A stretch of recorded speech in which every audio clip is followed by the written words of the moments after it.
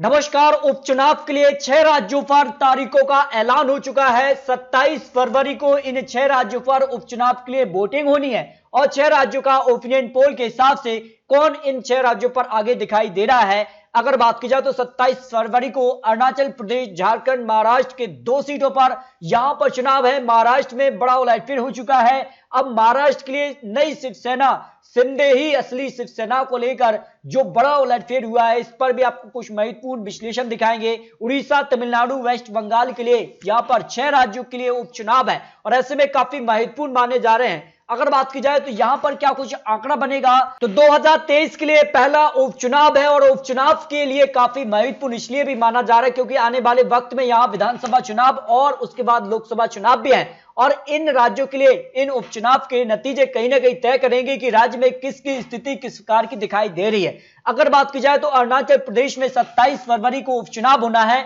लुम्बा विधानसभा seat के लिए और यह सीट बीजेपी के विधायक के चलते खाली हुई है। बीजेपी विधायक यहां पर जाम्बे तसी के निधन के चलते यह सीट खाली है और यहां पर बात की जाए तो उनको यहां पर 4567 वोट मिले थे, जबकि एनवी पार्टी से यहां पर जंबा को यहां पर करीब 3279 वोट मिले थे। तो इस हिसाब से अरुणाचल प्रदेश में किसका पलड़ा भारी नजर आ रहा है। अगर बात की जाए तो 1999, 2004, 2009 में यहां पर जो जम्बे तसी है वो कांग्रेस से रहे थे, लेकिन इसके बाद 2014 में यहां पर भी कांग्रेस की तरफ से वो जीते थे, तो लगातार उनका जीत का सिलसिला था। लेकिन 2018 में यहां पर वो बीजेपी में आए और उनको एक बड़ी जीत मिली थी। तो इस तरह से अगर बात की जाए तो काफी महत्वपूर्ण माना जा रहा है कि यहां पर अरुणाचल प्रदेश की सीट पर जो अनुमान यहां पर दिखाई दे रहा है उस हिसाब से बीजेपी के 45% चांस बन जाते हैं, कांग्रेस के 40% चांस, यूडीएफ को 3 और एनवी पार्टी को 5% चांस दिखाई दे रहे हैं। इस हिसाब से अगर बात की जाए तो अरुणाचल प्रदेश में बीजेपी और यहां पर कांग्रेस के बीच कड़ी टक्कर, लेकिन बीजेपी का पलड़ा यहां पर भारी नजर आ रहा है। इसके अलावा अगर बात की जाए तो झारखंड की रामगढ़ सीट भी काफी महत्वपूर्ण मानी जा रही है। रामगढ़ सीट कहीं ना कहीं झारखंड के लिए इसलिए भी महत्वपूर्ण है कि हेमंत सोरेन को लेकर लगातार यहां पर जो है आपसी तनाव देखने को मिलता है। सरकार में खेला होने की भी खबर कहीं ना कहीं आती है, लेकिन कहीं ना कहीं मुख्यमंत्री हेमंत सोरेन ने यहां पर अब तक मोर्चा संभाल रखा है। लेकिन रामगढ़ उपचुनाव की सीट कहीं ना कहीं तय करेगी कि आने वाले वक्त में झारखंड की क्या स्थिति बन सकती है। कांग्रेस विधायक विधानसभा सदस्यता रद्द होने से सीट खाली हुई है और ऐसे में यह अनुमान है कि 2019 चुनाव में यहां पर कांग्रेस की ममता देवी ने 99,000 वोट हासिल किए थे, करीब 1 लाख वोट उनके पक्ष में रहे थे, जबकि यहां पर एजेएसयू पार्टी दूसरे नंबर रही थी, बीजेपी यहां पर तीसरे नंबर पर रही थी। इस हिसाब से माना यह जा रहा है कि झारखंड की सीट पर बीजेपी एजेएसयू पार्टी को समर्थन दे सकता है और उस हिसाब से यहां का माहौल फिर यहां पर जो है काफी चौंका सकते हैं, बड़ा उलटफेर हो सकता है। फिर यहां पर जेएमएम से कांग्रेस के लिए यहां पर कहीं ना कहीं फिर कड़ी टक्कर देखने को मिल सकती है।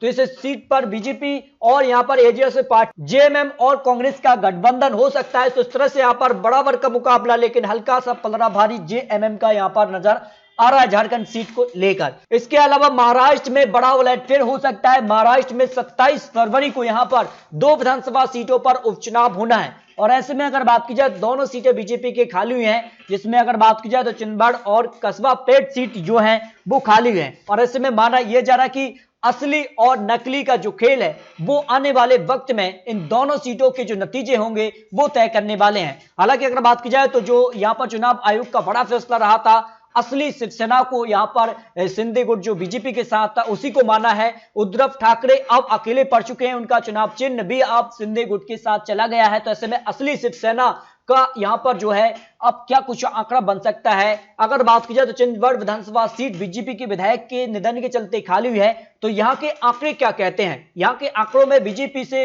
यहां पर लक्ष्मण जो जगताप थे उनको करीब 1,50,000 के आसपास वोट मिले थे, जबकि निर्दलीय यहां पर दूसरे नंबर पर रहे थे। राहुल यहां पर कटारे को 1,12,000 वोट के आसपास मिले थे। तो ऐसे अगर बात की जाए तो 2019 में बीजेपी ने जीत हासिल की थी और 2023 के लिए पहला ये उपचुनाव है। इस सीट पर बीजेपी का पलड़ा भारी हो सकता है क्योंकि लगातार बीजेपी 1995 से लेकर 2019 तक बीजेपी ने सीट पर जीत हासिल की थी। तो इस हिसाब से चिंदबड़ विधानसभा सीट पर जो है बीजेपी का पलड़ा भारी है। बीजेपी एक तरफा एक सीट पर जीत हासिल कर सकती है, जबकि कस्बा पेट सीट की अगर बात की जाए तो यहां के आंकड़ों के हिसाब से भी तो 2009, 2014 और 2019 यानी लगातार बीजेपी सीट पर भी 3 बार से चुनाव जीतती रही है।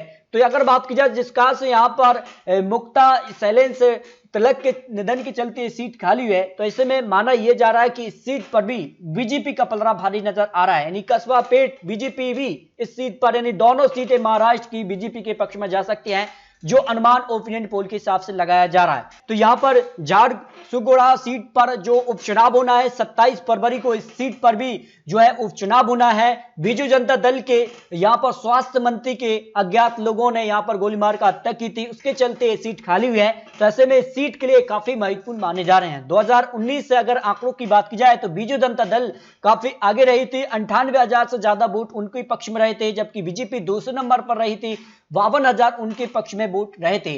तो जो अनुमान है ओपिनियन पोल के हिसाब से इस सीट पर जो है आंकड़ों के हिसाब से यहां पर बीजू जनता दल का ही पलड़ा भारी नजर आ रहा है। ओपिनियन पोल के हिसाब से इस सीट पर बीजू जनता दल का पलड़ा भारी नजर आ रहा है। इसके अगर बात की जाए तो तमिलनाडु की सीट पर भी 27 फरवरी को यहां पर जो है उपचुनाव होना है। अगर बात की जाए तो तमिलनाडु की जो यहां पर सीट है वो काफी महत्वपूर्ण मानी जा रही है और कांग्रेस विधायक निधन के चलते ये सीट खाली है और ऐसे में इस सीट पर जो पलड़ा है वो कांग्रेस का भारी नजर आ रहा है तमिलनाडु को लेकर। इसके अलावा बात की जाए तो यहां के कुछ महत्वपूर्ण आंकड़े रहे थे 2011, 2016, 2021 में, अब 2023 में यहां पर उपचुनाव होना जा रहा है। तो ऐसे में इस सीट पर कांग्रेस का पलड़ा भारी हो सकता है। इसके अलावा बात की जाए तो वेस्ट बंगाल के लिए यहां पर 27 फरवरी को उपचुनाव होना है।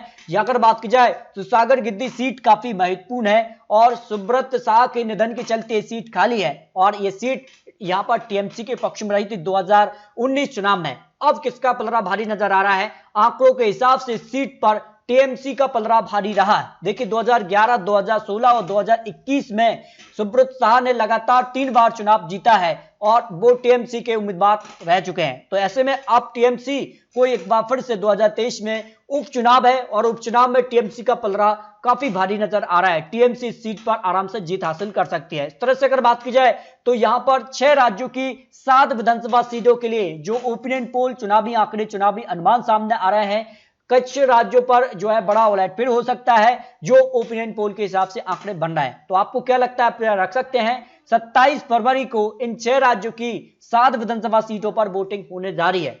तो आपको अपने जरूर रखनी है क्योंकि इन राज्यों के जो चुनावी नतीजे होंगे वो आने वाले विधानसभा चुनाव और लोकसभा चुनाव पर काफी महत्वपूर्ण हो जाते हैं।